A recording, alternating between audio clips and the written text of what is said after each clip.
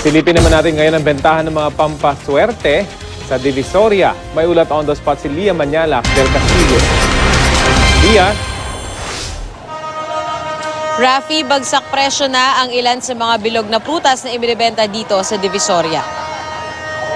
Ibinibigay na lang sa halos tigsa 10 piso kada isa yung ilan sa mga bilog na prutas dito tulad ng mansanas at orange. Habol kasi ng mga tindero-tindera na maubos na lang ito bago magbagong taon. Hanggang alas 6 lang daw kasi ng gabi sila magbebenta dahil maghahanda rin para sa medianoche nila. Pero may mga prutas din na tumaas ang presyo tulad ng ilang brand ng seedless grapes na dating 180 pesos ay ngayon nasa 200 pesos na kada kilo. Pwede pa raw tumaas yan mamaya bago sila magsara. Depende sa dating ng mga tao. Sa ngayon kasi matumal ang benta ng mga nagtitinda ng prutas lalo't marami sa mga namimili. Pa-isa-isa lang ang binibili. Makumpleto lang ang nakasanayang 12 bilog na prutas sa pagsalubong sa bagong taon. Yung iba naman, mga polka dots na damit ang hanap na nasa 100 pesos na lang ngayon ang isa. Kung pampaswerte naman, nasa 50 pesos kada isa ang mga Lucky Charm kahit pa yung mga nasa loob ng mall. May ritual pang ginagawa bago ibigay sa iyo ang biniling Lucky Charm para raw talagang swertihin sa 2016.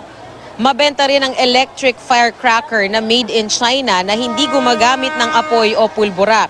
De-remote pa kung gusto mong i-on o i-off ang tunog ng paputok.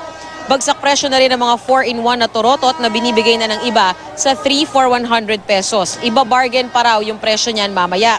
Tulad sa mga nakaraang araw, Rafi, naglipa na pa rin ang ipinagbabawal na paputok na kagaya ng piccolo dito sa Divisoria. Yan ay sa kabila ng halos araw-araw na pag-iinspeksyon ng kalapit na police station dito. May mga nakita rin tayong mga 5-star na itinatago doon sa ilalim ng iba pang mga paputok na ibinebenta. Ayon sa ilang mga nagtitinda ng paputok na tumanggi ng humarap sa kamera, humina pa raw ang benta nila dahil sa paghihigpit sa mga ipinagbabawal na paputok.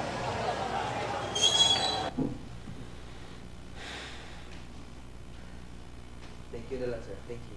Nasira. Okay, maraming salamat sa iyong report, Lia Manyala del Castillo.